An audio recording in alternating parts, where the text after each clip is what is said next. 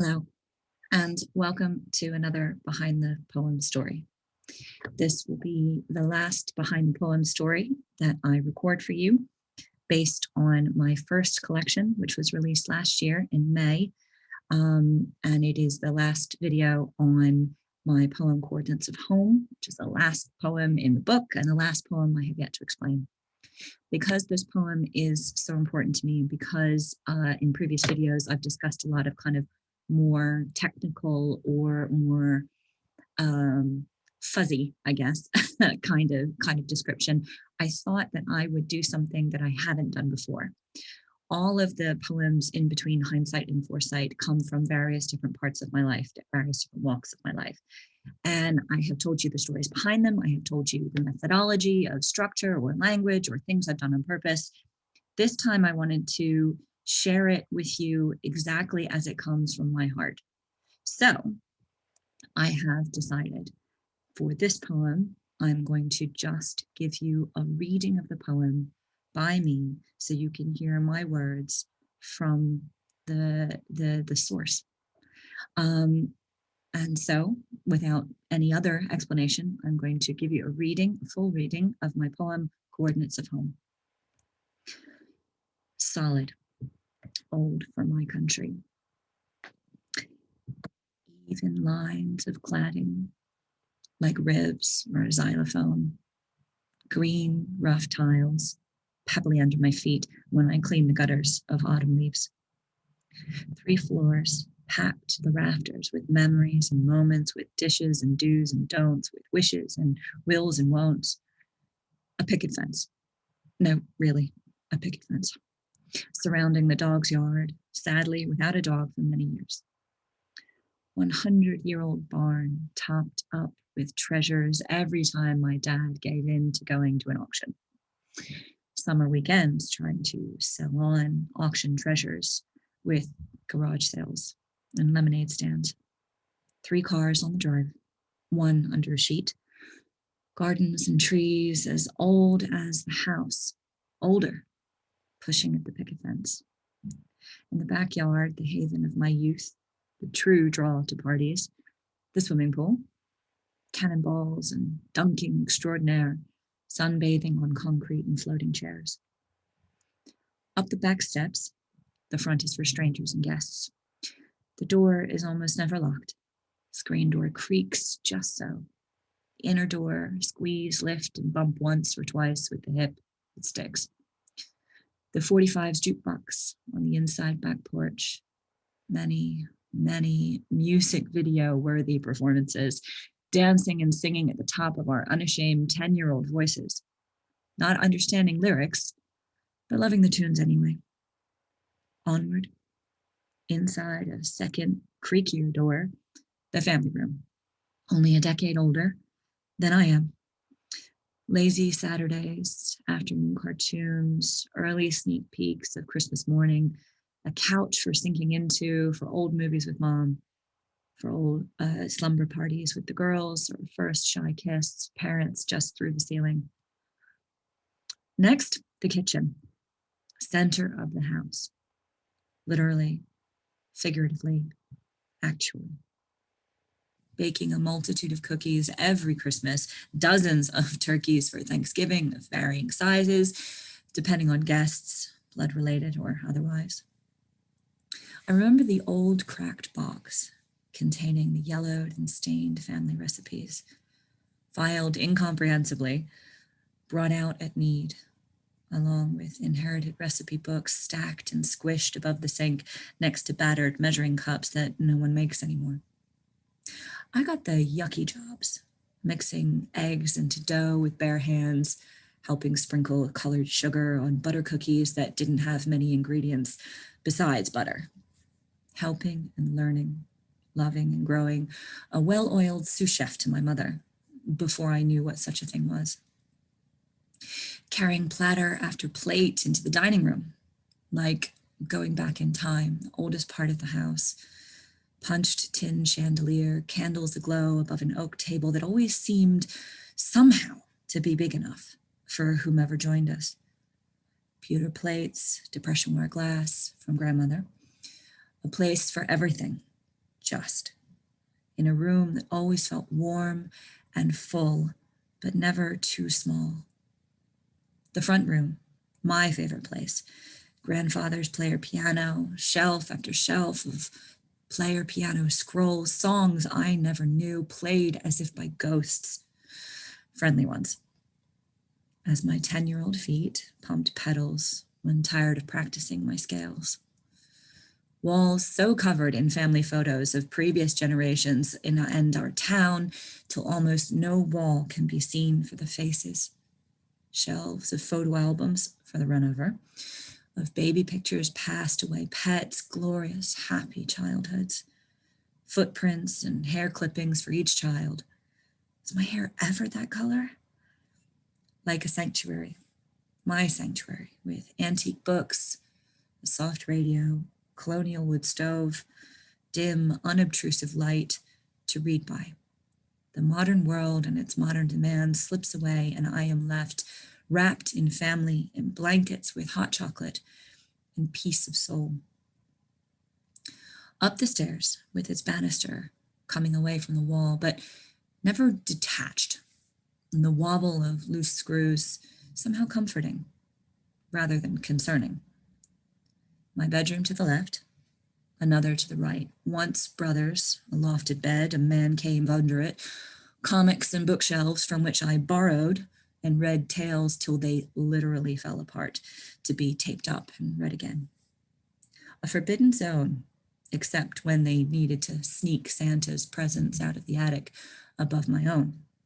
That night I was allowed, in a conspiracy of magic, to believe a little longer. A part of me always will. Eventually, sister's plush pink pastel, Disney, dancing, pop music, till I wanted to bury my head in pillows, escape one more round of I'm a Barbie girl. Rooms on rotation as growing set our paths from home.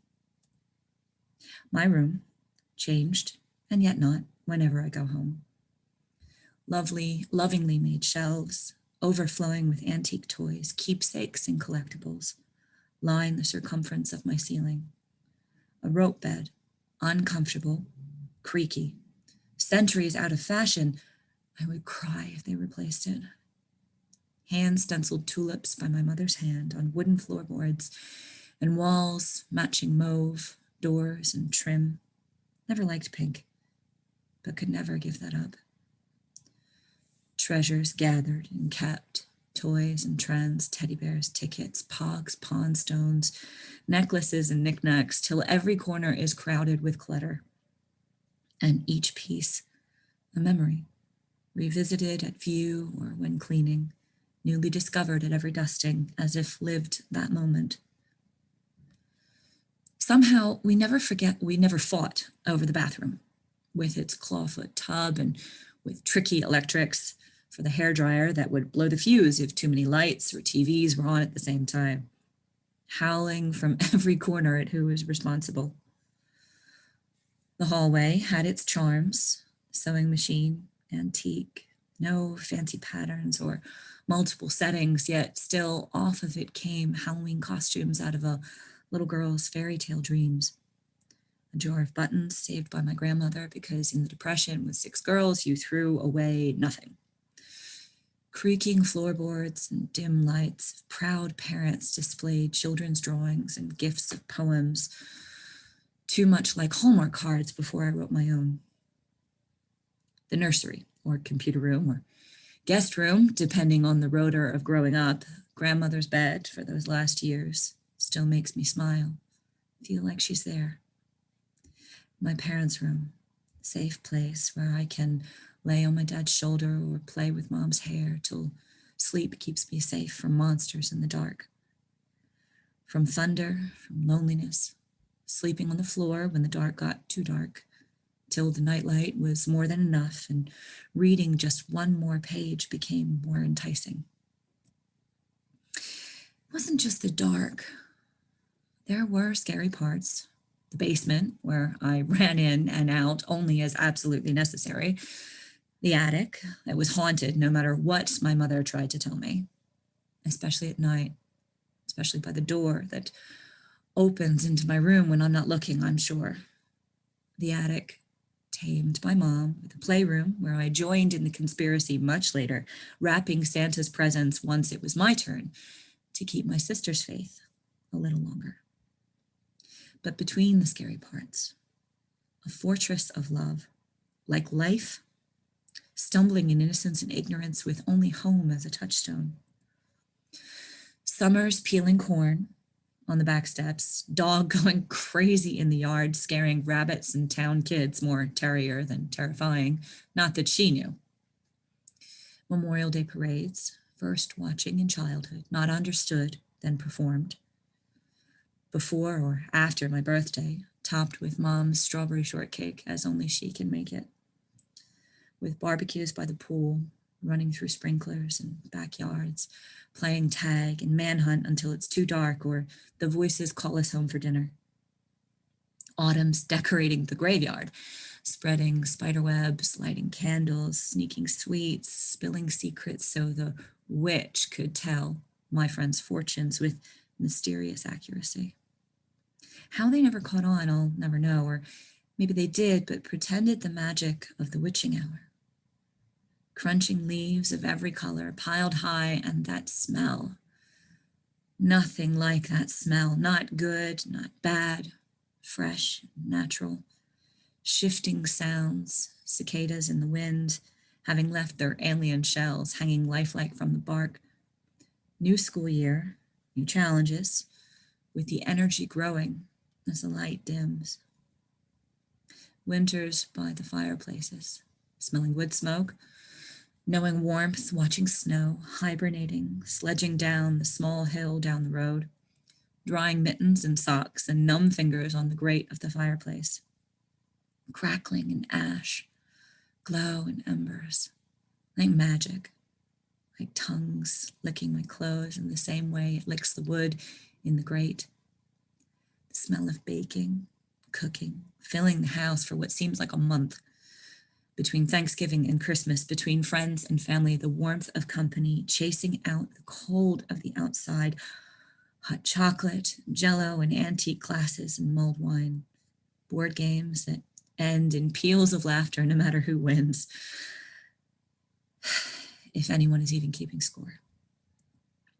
Springs of hidden Easter eggs, dyed the day before, Crayola crayons making faces and animal patterns in boiling water and vinegar, the distinctive smell forever associated with the kitchen and spring, even now, decades and miles away, eating baskets of sweets, trading for our favorites, sugar highs for days.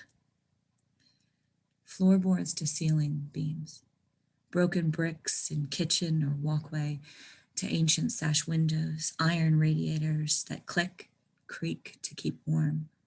Modern conveniences buried under mountains of antiques, ages of family collected, surrounding in my home. A harbor from heartbreak, a classroom of wisdom, a place of belonging, a dream and a bastion for all we could become, for all we must remember to be. Set the compass, set the course. Let me never forget the coordinates of home. So I hope you have enjoyed this reading. I hope you feel a little bit of what I feel. I hope that your home remains a bastion of warmth and a true north for your own compass. I hope that if that place is not in your past, that it is in your future, and that we all find that little tiny bit of home that inspires and makes us who we are. My entire collection between hindsight and foresight is the best of the poetry that I've written over the last 20 years. I wrote it because it helped my heart. I wrote it as therapy. I wrote it as memory. I wrote it as commemoration. But I wrote it because home made the written word and expression the most valuable thing. And so that is why my parents that created that home is who the book is dedicated to. And so I dedicate this last video to them too, because this is what writing is all about. I hope to tell you more stories as I continue to write. I hope to hear from you. Messages of joy, messages of question, messages of writing. I run workshops, and I will be doing more video content as I continue to write, but also to help other writers find their own voice, because others have done that for me. So I hope to do that for you. And I also hope that you will find your voice and that you will enjoy sharing it with the world. Thank you. This is the last of the behind the poem stories for Between Hindsight and Foresight, but it's certainly not the last story I will tell.